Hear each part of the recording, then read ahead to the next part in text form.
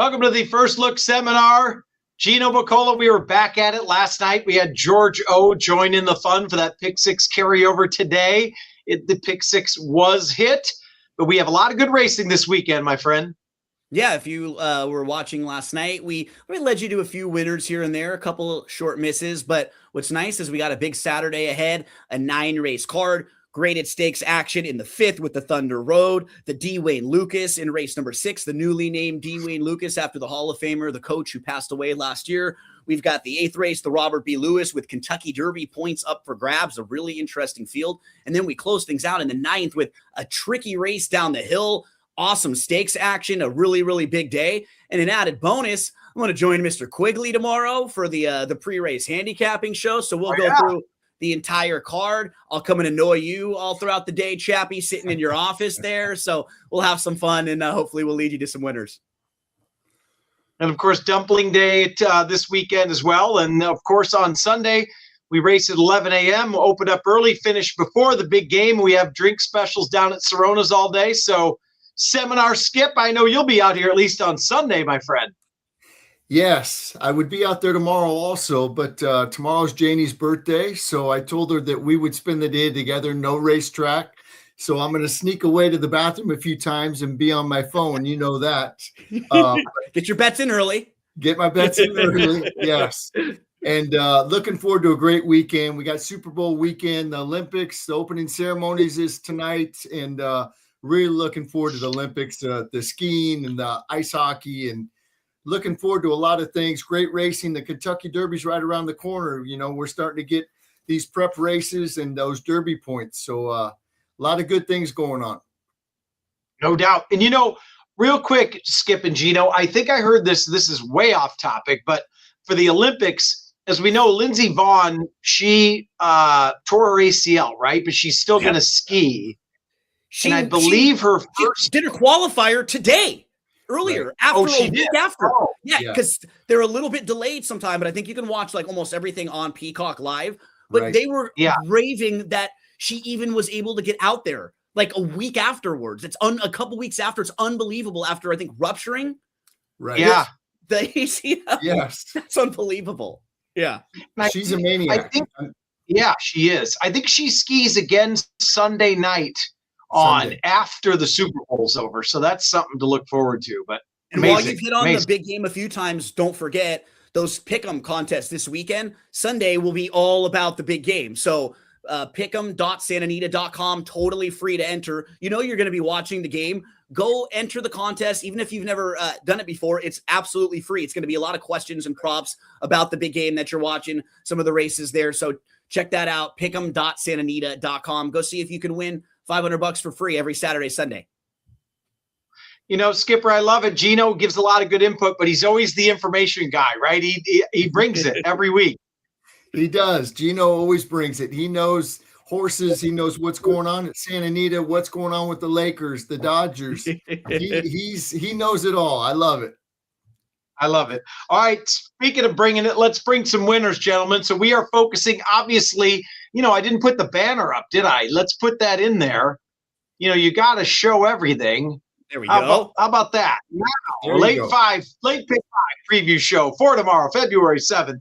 That would be starting in race 5. And Skipper, this is a mile on the turf, the grade 3 Thunder Road. So we're starting off with a stakes race here. What's your thought in the first leg? You know, there's not a lot of speed in this race. El Patente should be on a loose, lonely lead. Kind of been off form since they brought it back from the break. It, you know, was off from February 1st when it was very sharp. They gave it time. They brought it back at the end of November. He ran really good first out in the Seabiscuit. He got beat a half length. Then he comes back in the Joe Hernandez down the hill and kind of sat off. Look at the times of that race: 20-4, 42-4, 104-4. Look at the final time: 110-4 for going 6.5 down the hill. That was a crazy, crazy race. They went so fast early, and it set everything up for the one. Gas Me Up. I think, you know, the last two works I've liked with El Potente I think it's just going to be on the lead. I don't see anybody that could be close to it. It loves Santa Anita. 5 of his 6 wins have been on the Santa Anita turf course. I'm not going to single just in case. Maybe it's, it is 7 years old, maybe getting a little long in the tooth, not as sharp as it was. So I'm not going to single, but I'm only going to go too deep in here. I'm going to use the speed horse with El Potente, and I'm going to use Lord Bullington also. This horse has 2 wins over the Santa Anita turf course. Michael McCarthy trains. I like the work a lot on the 18th of January.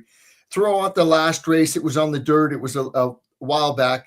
This horse looks good. It looks fit in the morning. If by chance they go quick or somebody goes quick with the El Potente or it blows up late, I think Lord Bullington is the best closer in the race. So I'm going to go 2 and 4. I'm going to take a shot against the 1. And hopefully I'm not kicking myself at the end. That race was really good coming down the hill, right?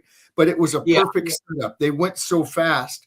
It did run really good in the Breeders' Cup, Breeders' Cup Mile against Notable Speech. But I'm not sold on that horse. And at 6-5, I'm going to try to beat this horse tomorrow. Gino, so he's going 2-4 here. And the thing about El Potente, right, is obviously if he runs his race, could be tough. Sure looks like could get an easy lead. Does that, and Skip brought it up, that's what I was going to ask you, does that 7-year-old in front of that make you pause for cause just a little bit? No, you know what? Not really. What I think is a positive for him is that, he missed most of his 6-year-old season. So he's now coming back, 3rd start after the long layoff. You can probably be a little forgiving for the first start off of the long layoff in the Seabiscuit. Even though he's favored that day, you're probably going to be a little short coming off the bench, right? Any horse, very good horses at any level, you could be way better than the field you're facing, and still you're going to get a little bit tired when you're in a race or when you're in a game. It's different than when you're training in the mornings. Then the second start back was on the cutback, and Skip was just pointing out, El Potente, he can kind of fall into a win, but he's way better when he's on the lead. Like, he doesn't want to sit off horses and come closing. No, not really, especially when they're going that fast. They were flying in that race, and he was sitting pretty close, and he moved early into that really quick pace, and then he just couldn't quite finish with Gas Me Up. I think the circumstances of this race are going to be totally different. I think it's going to be him loose on the front end, 3rd start off the bench, and I think he's going to absolutely be the horse to beat. If you have to take a stand, I think he's the one you take a stand with here. I actually don't mind the horse that Skip was getting to, because Lord Bullington might be able to kind of sit in between, like Gas Me Up and El Potente. If you look at some of Lord Bullington's races, like he wins on the lead on May 11th. Look at the last 3 races on the grass. He's winning on the lead. He's 3rd behind There Goes Harvard and Easter. Remember, There Goes Harvard at that point. He was capable of really big races. I think that was one of the last winners I had, Chappie, was There Goes Harvard that long ago. King of Gosford and Stay Hot prior to that. He's been in pretty good races. So that's not a bad one to use. And Skippy, to your point, look at the half-mile splits in the races that Gas Me Up has won. 42.8, 45.91, 45.64, 45.81. Those are the splits in the races that he wins.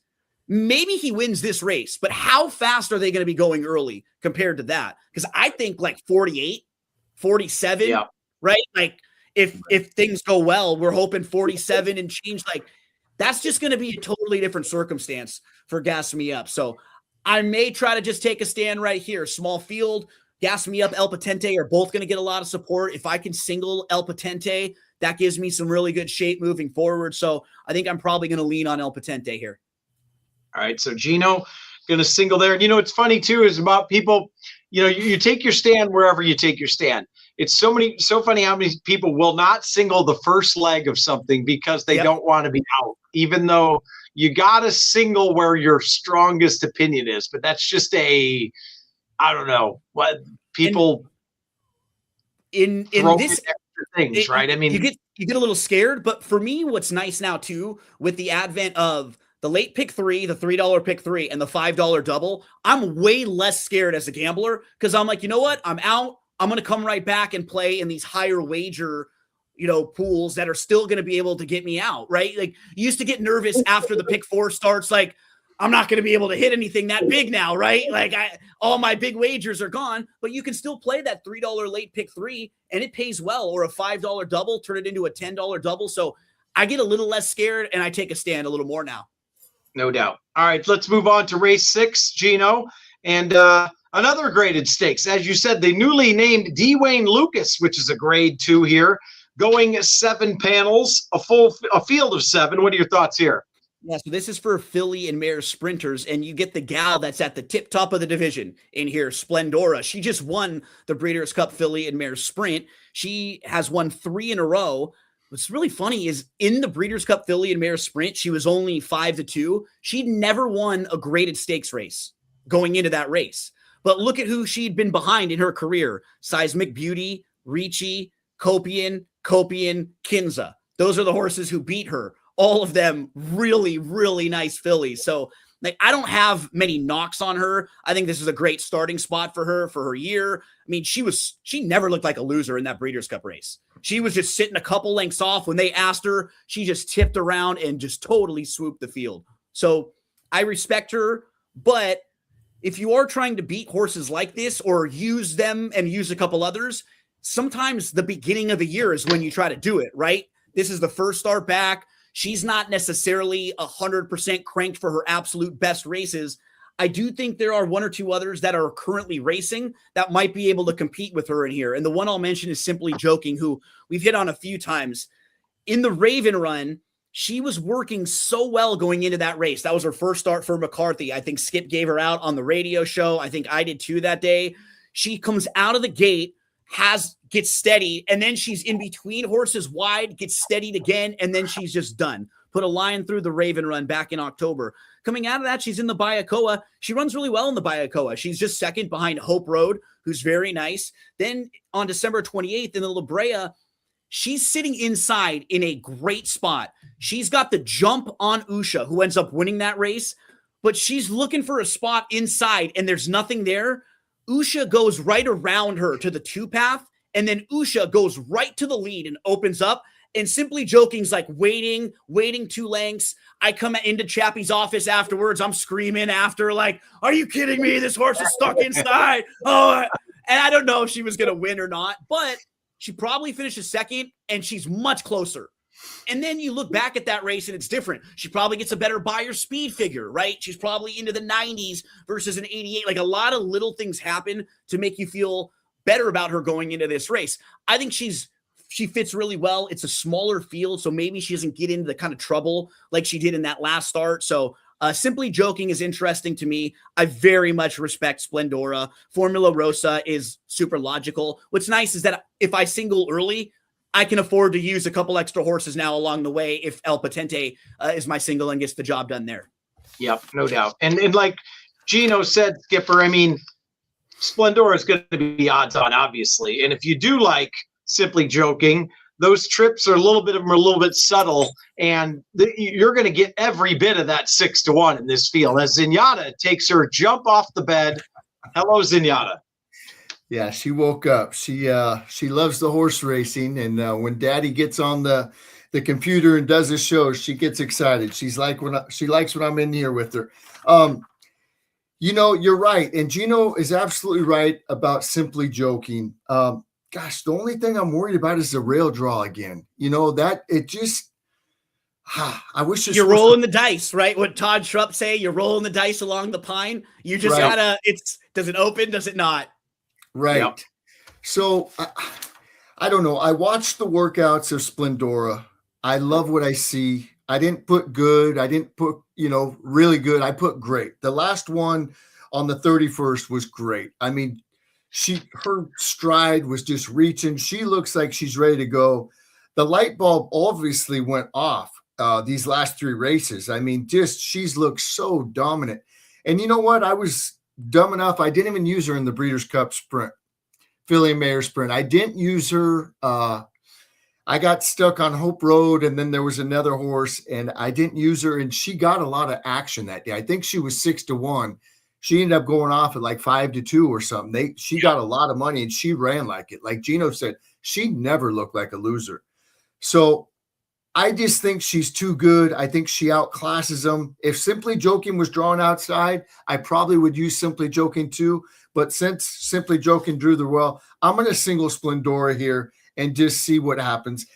Formula Rossa, I thought out of the two, Simply Joking ran better last time. Yeah, I didn't like the work really with Formula Rossa. So I'm just going to take a shot. I'm going to single here. I'm going to single Splendora. I just think she's the best, mayor in the race.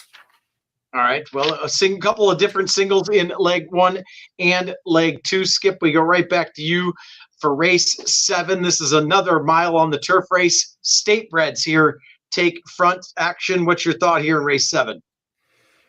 I'm going to go 4 deep in here. And, I hate going A, B, C, but that's what I'm going to do. I'm going to use the 1 J. It ran a mile last time. That was the first time it's gone the distance. Kind of went quick early from the rail. I like the fact I usually wouldn't use this horse back because I'm just thinking this horse doesn't want to run this far. But since they take the blinkers off, maybe this horse will set a little more. I don't think this horse needs to be on the lead. So if other horses want to go with the blinkers off, maybe you could just get that perfect trip tucked in right behind him. Baltus wins 23% with the blinkers off, and blinkers off is always a move that I really like. I like that move, and I love it when Baffert takes the blinkers off rather than puts them on. I've mentioned that before on the show. So I'm going to use the 1. I'm going to use the 4-2, straight up country. This horse ran really good first time out. It off slow, angled in. It was way back and made a nice run. Then they bring it back at a mile back in January 15th, and it goes wire to wire. So this horse has got some versatility. It could be on the lead or close to the lead, or it could be farther back. I love that JJ Hernandez jumps aboard. 4 is going to be on my ticket. My long shot that I'm going to use is going to be the 5, Speed of Elon. First time out, this horse had a brutal trip. Then they kind of put it too close to the lead, and it just kind of was rank. Didn't like that race. They finally took hold last time, and it won. It was kind of a slower race, but if they go crazy up front, which it looks like there's a few speed horses, and if they do go fast, I think this horse will come, it's going to come running late, and at 15-1, I'm going to put it on my ticket. And then the last one is the Mark Glatt horse, Warm Sun and Brew. Can't even talk, but I like this horse stretching back out. It didn't run bad last time. Glatt's having a great meet, and so I'm going to use 1, 4, 5, and 7 in here. So 1, 4, 5, and 7. Gino, the only thing I'll ask you before you get into who you like is some of the jockeys, and sometimes you don't know because they're playing switch around here, right? Musical jockeys here. Right. Jaramillo was on the 1 and the 4 and ends up on the 1. JJ is not on the 7, but maybe that was Fresu's original mount. JJ ends up on the 4 and takes off the 7. Maybe it was, you know what I mean? Like sometimes you look too much into that, but it's a little interesting here. I completely agree. And what I thought is sort of tricky about this race is that there's a version of this race where the 1, 2, 4, and 7 are all showing speed. And that's what scares me a little bit, is that all of those top choices, as Skip was kind of hitting on it, like there could be a version of this race where they're all pushing each other. And then who do you want of the closers? I want to make sure I have like 1 or 2 of those horses. And I started doing process of elimination. Skip used Speed of Elon. I kind of wore it down to the 3 and the 8, and I was trying to pick between the 2 of them. If you really dive into the 8, Freeport Joe. So the last 2 races he's faced Vodka, who's going to run in the big cap right now. That horse is doing that well and generally wins on the lead. Before that, Anon, who was a horse who did not show, where there was not much early speed in that race at all. The races before that, Kings River Knight, one of the better Calbreds who only won on the lead. Nitty came out of that race to win the Grade 3 San Juan Capistrano. I know we're going back. This horse is 0 for his last 17, but look at all those races we're diving into. And this race could very easily be way different from a race shape standpoint. Those races with Kings River Knight, they're never going fast early. because everybody sort of defers to that horse and would let him go. This race, they may all be pushing each other. I'm going to throw the 8 on my ticket for sure. I think the 7, maybe the most likely of the speed horses to sit, drawn towards the outside. I did like what the 2 did, Sir Percival. I actually thought he ran pretty well. So I'm going to have 8, 2, 7 for sure. I probably throw in the 4 straight up country because I can't afford there. And I agree with Skip. I thought that race was pretty impressive, but the 8 was the horse I thought was a little bit sneaky here. But I think you can make some excuses for those recent races and they may get a good setup and some pace to run at. I like it. So some different angles, different thoughts of that. And Skipper, as we talked about all the birthdays coming this week and we're all getting old and Gino's going after these horses up there in age. The 8's a 9-year-old. So we got, which we love those old, we got a 7-year-old, a 9-year-old, those old warrior horses that just keep running, love to run, love to do what they do, and they're still running well too. I mean, it's amazing to watch sometimes, isn't it? No, it is. And just like we mentioned, I believe it was last week, the Pegasus World Cup with White Abario and Skippy Longstocking. I love when they keep these older horses going because, like you said, Chappie, they love what they're doing. It's not like, they just keep them. These horses are doing what they want to do. They want to run. They love it. And some of them, like those particular horses you're hitting on, right? They'll have gaps where they were earlier on in their career. They missed a year, they missed 8 months, or there were 2 different times. So they weren't running all the way through where now they still feel a little fresh sometimes. I think we had a trifecta of all horses 7 years old and above in the Pegasus World Cup. That was awesome. Yep. Right. Yeah. Amazing. All right, we move on to race 8. That's why I'm 8. still friends with you, Chappie. I don't discriminate against the old folks.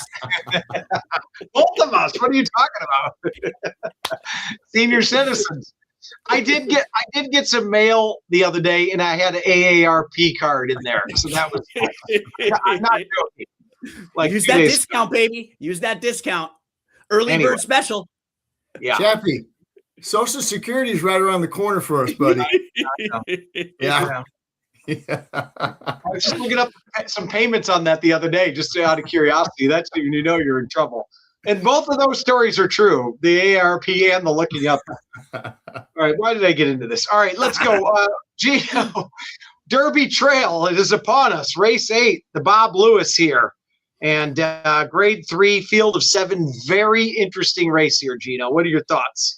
Yeah, what was really cool on Friday today, there were 2 Kentucky Derby prep races. We had the Southwest and we had the Withers. Then there's 2 more tomorrow. So just between these 2 days, you get 4 Kentucky Derby points races. So things take a little bit of shape. There'll be one tomorrow, the Sam F. Davis at Tampa. And then in this particular race, I mean, I thought not a big field, but 4 or 5 of these horses wouldn't shock me. Honestly, there are some pretty talented horses in here. I thought I was able to take a lot from what these horses were doing in the morning based on their workouts. I really spent a lot of time looking at First.TV in this particular race because there are a lot of workouts there. And one horse who it really interesting, just if you're watching the works, you can see the last 3 for Desert Gate. Now, Desert Gate was supposed to run in the Breeders' Cup. He probably would have been like the 3rd choice in that race. He would have been a top contender, but he didn't end up making the race. He had some issues. He has been working steadily since the middle of December, has not missed a work then. So we're talking about like December 15th. Now we're on a really steady string of works for him. January 17th, he worked inside of Getaway Car. He was on the inside, showed speed. Getaway Car kind of comes up, never lets him by, stays on the inside. Next work, January 21st, he's in the inside of Butane, who ran in the Southwest. Same exact thing. Goes to the lead. Butane kind of looms up. Desert Gate never lets him by. Next work, he's working on January 31st inside of Litmus Test, another Baffert horse. Was supposed to run in the Southwest today. Didn't. They're going to give him a little more time. Same exact thing. Inside, gets to the lead. Workmate looms up, challenges, and Desert Gate never lets him go by. And it's funny because now he draws the rail. And you look at this race and you go, man, he's got to try to do the same exact thing that he's been doing in those workouts where he's just going to be inside of everybody and he's just got to go. So I do think this race sets up really well for him based on how he's been training in the morning and what's been going on. It's almost perfect for him. But I do. And Gino, real quick, I'm sorry to interrupt. So, and I believe we always talk about times don't matter, don't whatever. I believe in the work with butane, they give butane a quicker time, and there's no question Desert Gate was better in that work. So you have to watch them if you can, right? That it was. I'm glad you mentioned that too, because in all of them they were putting him on the lead, and it just looked like they were training him to do this, to go to the front end, to learn how to get to the lead, slow things down, and then get a challenge and kick on. In all of the races, it was like they were mapping things out for Desert Gate for this race. So while I will use, I think, two others, I very much respect him in this spot. I think the spot is great for him. Even little things like a mile versus going a mile and a 16th and a mile and an eighth right now. It doesn't have to go quite as far. I think it'll go very, very well for him. The outside runner, Secured Freedom. This horse ran really well in both starts. In that career debut, he lost to a horse named So Happy. And in that race, Secured Freedom had a slow start. He was about 3 lengths off or so. He was in between horses. He was wide. He made some big move all the way up. And then he just backs up to 5 lengths off, but he comes on again. He was like green. You could see he was still running even after he backed up. He wanted to come on again. And to me, that always signals distance. When I see that for horses, I'm like, they probably want to go a little bit longer. He comes back December the 28th. He was really impressive that day.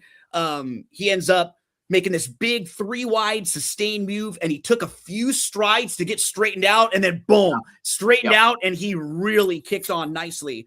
And then he comes back and he's working in the morning, January 24th and January 31st with a horse named Cowboy Mike. They're putting him behind Cowboy Mike, and they're having him run Cowboy Mike down as the target. I liked both of those works. In the January 31st one, he put Mike away and drew off really, really nicely. I love the stretch out for him. I think the way the race shapes up, Desert Gate goes.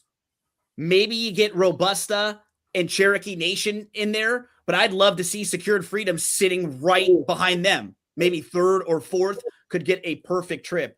And then the third one for me is Plutarch. I'm probably going to go 7-1-2. I love Plutarch's races going long on the dirt. This horse has ability for sure. And you can watch, he's a little quirky. Sometimes he'll move a little earlier. He'll kind of have a slow start. But his 2 best races in his career are long on the dirt. And they've been working him really well with the horse named Winston Avenue. And I love what he's been doing in the mornings too. You can watch all those on First Thought TV. That helped me so much with this particular race. 1, 2, and 7. I'm going to try to get out of here with those 3. 1, 2, 7 there, Skipper. And I know we've all watched the works on that. I will say one thing about Secured Freedom. I think I agree with you, Gino. Green, maybe still a little green in the works, but I also think big horse, big giant strides. I mean, I think that horse wants every bit of 2 turns. So whether he's ready tomorrow or not, I think 2 turns hits that horse right between the eyes. And I agree with you. There's some talent there. But Skipper, your thoughts? I agree. Secured Freedom's got that big stride. I'm glad you guys both mentioned it. Sorry. So I think the 2 turns will be great for him. I like what Gino says. The 1, the 2, I was going to use the 7. The only other one I'm going to use, and I've seen it work better, and I think maybe this is just a prep, but I'm a big fan of this horse, is the 4, Intrepido. Yep.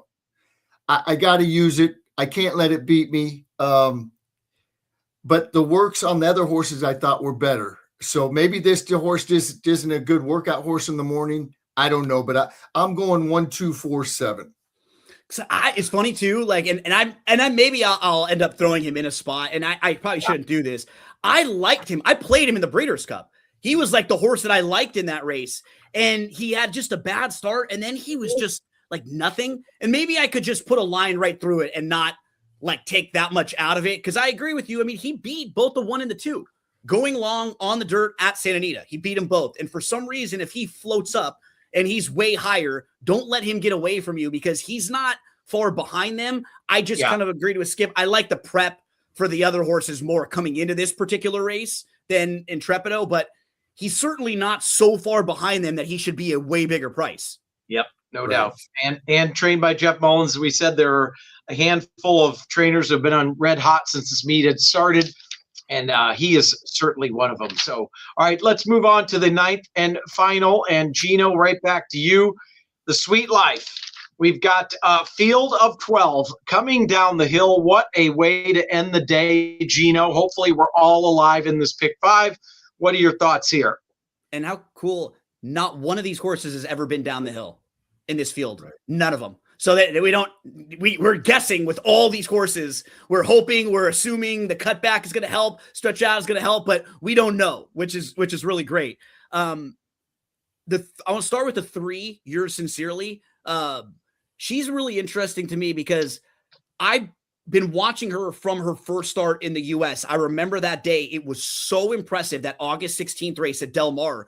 She was at the back of the pack and at the top of the lane. She was still like dead last on the inside, and she just stayed inside and absolutely inhaled the field. So I've just kind of been following along with her every race since and watching her. And what I really like is in her last 2 races in particular, she's starting to show more positional speed.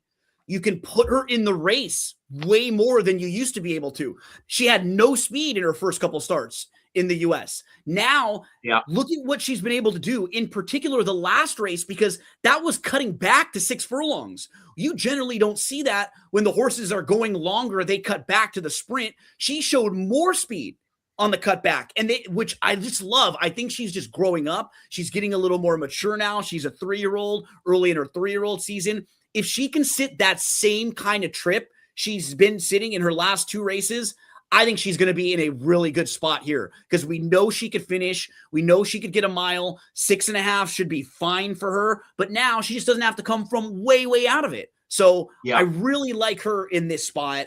You know, a horse who I've never liked that much on the dirt is Hamika, really at all. But if you look at this race, she's certainly the class of the field based on who she's faced, right? Explora, Rivera, Bottle of Rouge. She's been in graded stakes races and facing grade 1 company. Nobody else in here has really been facing company like that. These are all horses that are, you know, kind of a cut below on the grass. So her wins at 5 and at 6 furlongs, maybe we can look at Hamika and go, okay, the 7 furlong races are probably a little too far. The mile in a 16th race is a little too far. Then all of a sudden, she looks a lot better on paper. You're like, oh, okay, maybe she just didn't want to go that far. So I do like her, and I could see her just sitting a great trip, really close all the way through. The fun price horse I want to include is the 7, Stuck By Her. You know, this horse's debut in the U.S. on January the 11th was very good. And I think she might be a fair price because she didn't get a big figure for that race. The buyer came back very light. It was only a 56, but visually super impressive. She was last of 9. She was inside, only about 4 or 5 lengths off at the most. She moves up 2 lengths off. She's traveling well. And then she's got to angle all the way around 5 wide. And as soon as she got a little bit of ground in front of her, she was really gobbling things up. I thought it was a very impressive effort from Stuck By Her. So the 3 horses I'd love to get alive to would be the 3, 6, and 7. See if I can get myself set up where I'm alive to those 3. 3, 6, 7 in a very tough race. And like you said, yours sincerely, you know, last 3 races added the blinkers. Maybe that showed a little bit more tactical speed. And the Baffert thing too, the last year or so, Baffert's been running some more on turf where we used to always just say, you know, he's had a couple good turf horses here and there. Have you noticed that lately? Not a ton, but definitely more. And I wonder if both as well. I wonder if with both the 6 and the 10 in here, Amika and Mo Haven, who are both trying the turf for the first time, I wonder if it's as much a distance thing as it is a surface thing, right? We see this with the 5 furlong turf races sometimes where you've got those horses who you know are fast, but maybe can't go that far. I wonder if Baffert's going, man, 6.5 down the hill for this horse might be perfect, even if she doesn't love the grass all that much. But she is a daughter of Curlin, who was second in his only grade 1 race on the turf. I mean, he was bred to do it all. Right. So yeah, it's a good point because Baffert's been doing it more and he's got to separate his horses. I almost wonder if this time is for a distance thing, even as much as it is for the turf. Yeah. Good point. Good point. Skipper, 367 here for Gino in a very tough race. What are your thoughts? Yeah, this is a fun race, and what a race to end the card. The Sweet Life coming down the hill. I'm going to use a few in here, more than a few. I'm going to mention the one Hypergamy. This horse, I think, will like coming down the hill. I don't like the rail draw coming down the hill. I always prefer the outside horses, but I think this horse cutting back from a mile to the 6.5. I love seeing that. The one's going to be on my ticket at 10-1.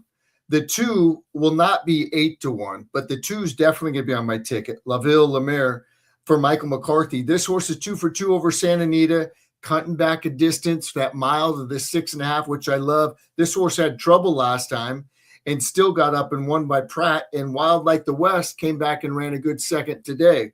Two's going to be on my ticket. Gino mentioned the 3. I'm going to put the 5. Light one up. Doug O'Neill trains this for Purple Rain Racing in Davis. This horse won really nicely, and they bet it like it was going to win before the race went off. Then they shipped it right over to Churchill Downs. Went really quick early and just faded late. She might be the quickest of the quick, right? Skippy, right? And her dam was a 3-time winner on the turf too. So right. Of all the horses I didn't mention, that's one that I was getting scared of, and I will probably try to find a way to include in something late, because if this horse has a length lead at the top of the lane, you may get nervous if you don't have the 5. And Purple Rain Racing is the Bus family, so it's got the Laker connection. You're a big Laker guy, so Gino, come on, throw that one in. I mean, shout out to Luke Kennard, newest Laker. Yeah, there you go. Okay, then I'm going to use a couple bombs. I'm going to put the 6 in just because it's Baffert Hernandez. They did this just a week or two ago. A speed horse.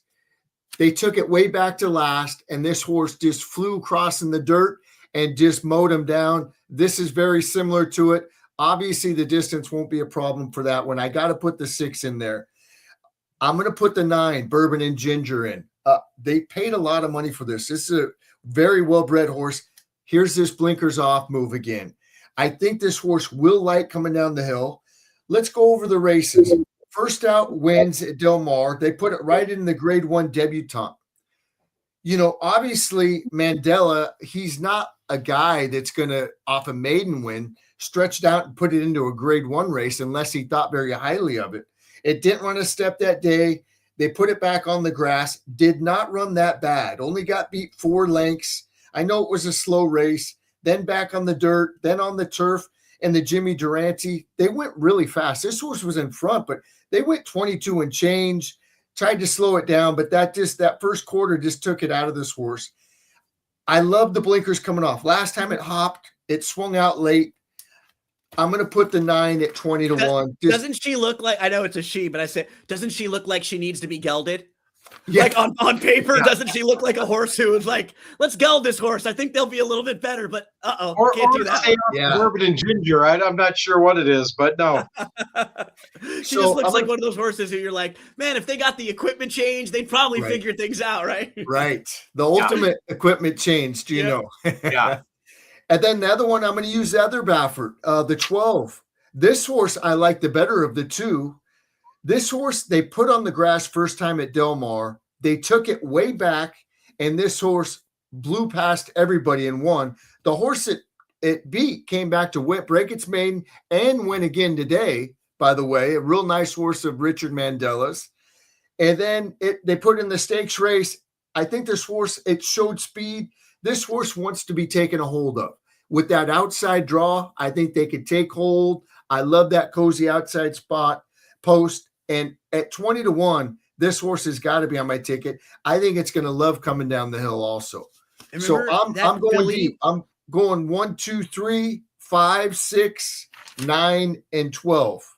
It's funny Might as about well hit her. the all button. Total Val, she was training really well early on in her career as a 2-year-old. And I think that's why they just kept putting her on the dirt, because she's definitely a horse who you knew was going to be good on the grass as soon as they got there. But I think they just thought she was really good because she was training so well, and they kept trying. And then finally, boom, as soon as they put her on the turf going long, she wins at 16-1. And I think Skip's right. Like that last race was sort of weird. She was inside. She just broke well. They went on with it. Because what are you going to do? You don't want to grab that much of a hold in a small field. Yep. I feel like her trip's going to be way different in this race from out wide. They're going to grab that hold and let her come running late. No doubt. Yep. All right, Gino, big weekend ahead. Tell us a little bit about it before we wrap things up.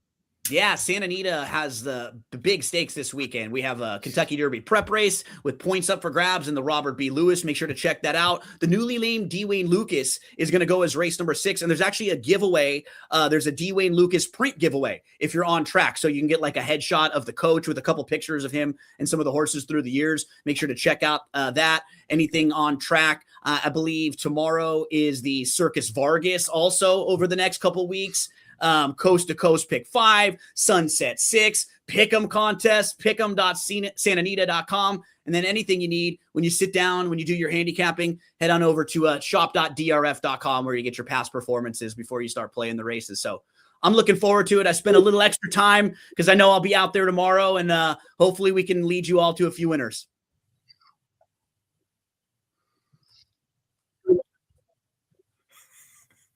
And then, of course, the following weekend, we have 4 days of racing, obviously. And we have Mardi Gras weekend, as well as the Corgis are back next Sunday, next weekend. So that's going to be a huge weekend. So join us this weekend. Obviously, tomorrow, big day. And then 11 o'clock post on Sunday with the Super Bowl, the big game. And we'll be back at it again next week. So thank you, gentlemen. We'll see you again soon. See you next Friday. Thanks, guys.